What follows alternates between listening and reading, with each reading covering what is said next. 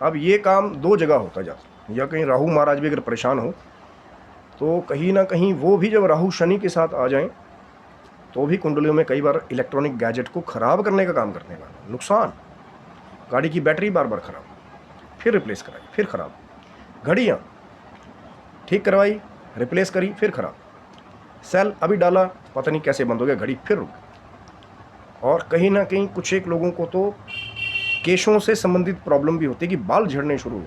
ये भी पितृदोष का कहीं ना कहीं कारक बताया गया है, क्योंकि अभी ढक के रखा हुआ है ना, तो जिनके सिर पे कहीं ना कहीं अगर पितृ प्रसन्न हो तो सब कुछ मिलता है। जब पितरों का आशीर्वाद हो और वही अगर कहीं क्रोपी बन करके आपके सिर पे आ जाए तो बाल झड़ने भी शुरू हो जाते हैं। कहीं ना कहीं ये भी चिन्ह है।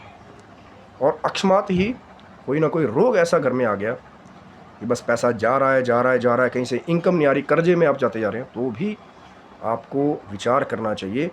अब ये तो बात रही कि ये चिन्ह है कि अगर किसी के पास कुंडली नहीं हो, टाइम डेट नहीं है पंडित जी हमारे पास, महाराज जी कैसे पता लगाए? तो वो चिन्ह मैंने आपको बता दिए।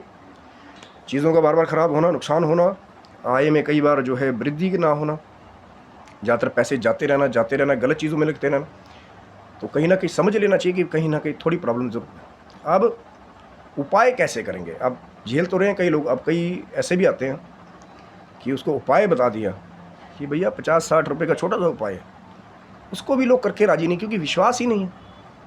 अगर विश्वास ही नहीं होगा कि जो महाराज जी सामने बैठे कुछ बता रहे हैं, हो सकता है उन्होंने कोई उसके ऊपर तगड़ी कहीं ना कहीं कोई साधना की हो। मैं अपनी बात नहीं कर रहा हूँ, कोई सिद्ध सन्यासी योगी वाकसिद्ध कोई आपको मिल जाए, उसने कुछ कह दिया, आपने वो उपाय कर लिया, तो हो सकता है आपका पितरी दोष जो है कहीं ना कहीं उससे निवारण हो करके आपको कमाई खुली मिले, आगे बच्चे नहीं बढ़ रहे थे, शादियाँ नहीं हो रही थी, वो भी हो जाए। और सब कुछ होता है, अगर आप चिन्ह ढूंढने पे आए ना, सब कर सकते हैं। ये नहीं कि बस अब छुट्टी ले ली, महाराज कुंडली नहीं हमारे पास, तो ना हमने कभी दिखाई। तो चिन्ह को जान लीजिए, तभी तो मैंने चिन्हों के बारे में बात की। लेकिन अब उपाय के बारे में बात करते हैं कि उपाय क्या है। एक तो सबसे बड़ा उपाय क्या है कि जब पितृपक्ष आता है तो अपने परिवारजन कहीं ना कहीं, जो भी आपके दादा परदादा, आपके पिताजी यदि चले गए हैं तो आप अधिकारी हैं तर्पण करने के, तो तर्पण जरूर कीजिए। 16 दिन जो आते हैं, एक दिन या तो तिथि अगर आपको पता हो सबसे अच्छा, लेकिन अगर तिथि नहीं पता तो वो जो अमावस वाला जो आखिरी दिन आता है, कहीं ना कहीं एक दिन तर्पण कीजिए। अब कई बार लोग एक चीज़ और करते हैं, महाराज जी हमने तो टीवी पे देखा, ऐसा बीच में बाउल रख लिया, यहाँ पानी उछाला, यहाँ उछाला, हो गया।